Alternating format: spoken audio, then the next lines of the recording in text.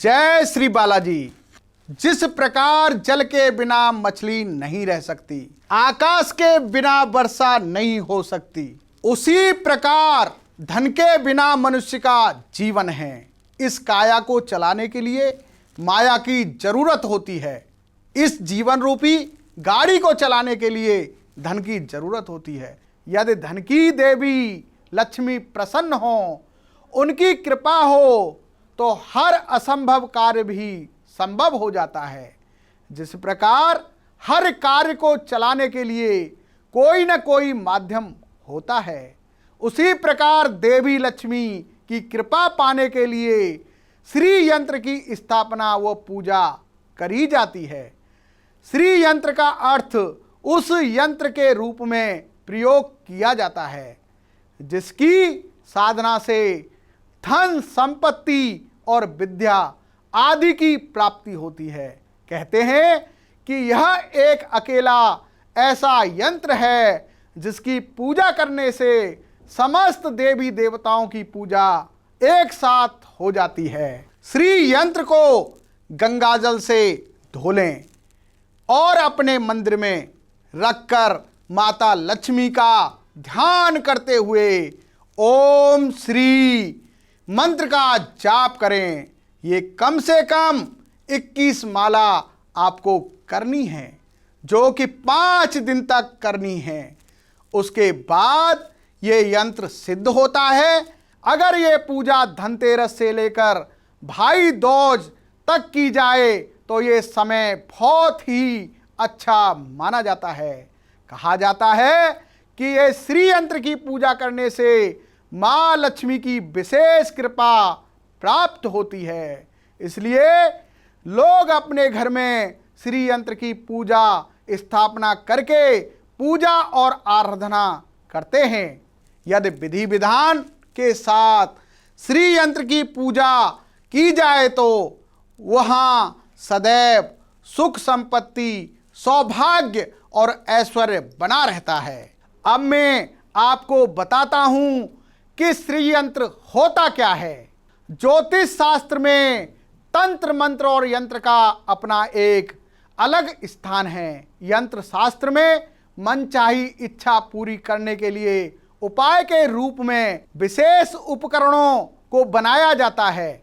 समाज में अनेक लोग अपने लिए धन, संपत्ति, नौकरी, व्यवसाय व विवाह के लिए यंत्र शक्ति का प्रयोग करते हैं। इसी प्रकार धन की इच्छा रखने वाले श्री यंत्र की स्थापना करके उसकी विधिवत पूजा करके लाभ उठा सकते हैं।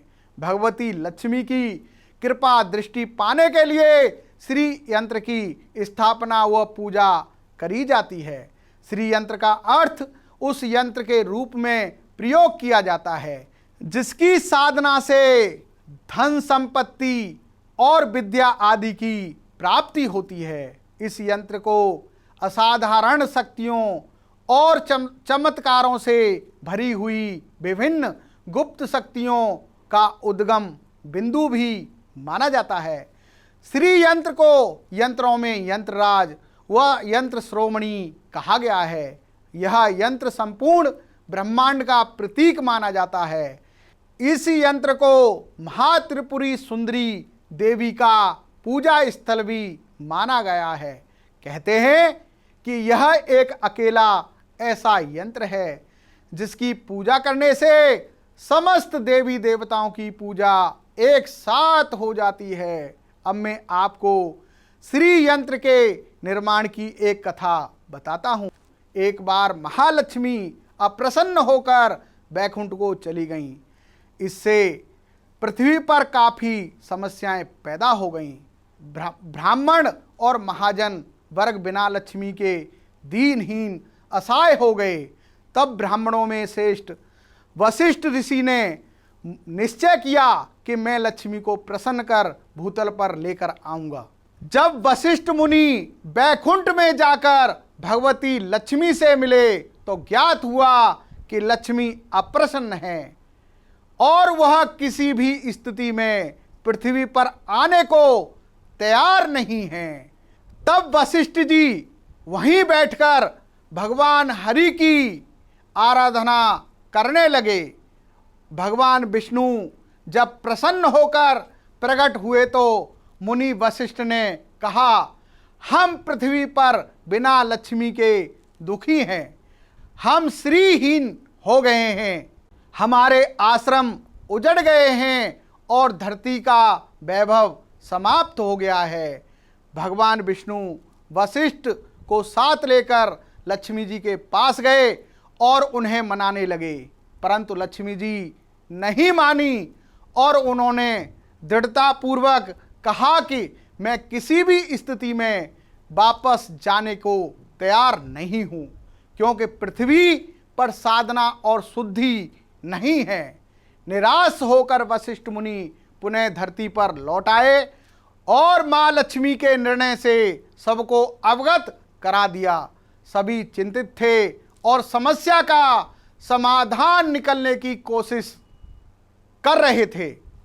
तब देवताओं के गुरु बृहस्पति जी ने कहा कि अब एकमात्र श्री यंत्र साधना ही बची है और यदि सिद्ध श्री यंत्र बनाकर स्थापित किया जाए तो निश्चय ही देवी लक्ष्मी को आना पड़ेगा। देवगुरु बृहस्पति के निर्देश से ऋषियों ने धातु पर श्री यंत्र का निर्माण किया। उस यंत्र को मंत्र द्वारा सिद्ध प्राण प्रतिष्ठा के साथ उस दिन सौभाग्य से धनतेरस थी। दीपावली से 2 दिन पूर्व धनत्रयोदशी को उस श्री यंत्र को स्थापित कर विधि विधान से उसका षोडोपचार पूजन किया।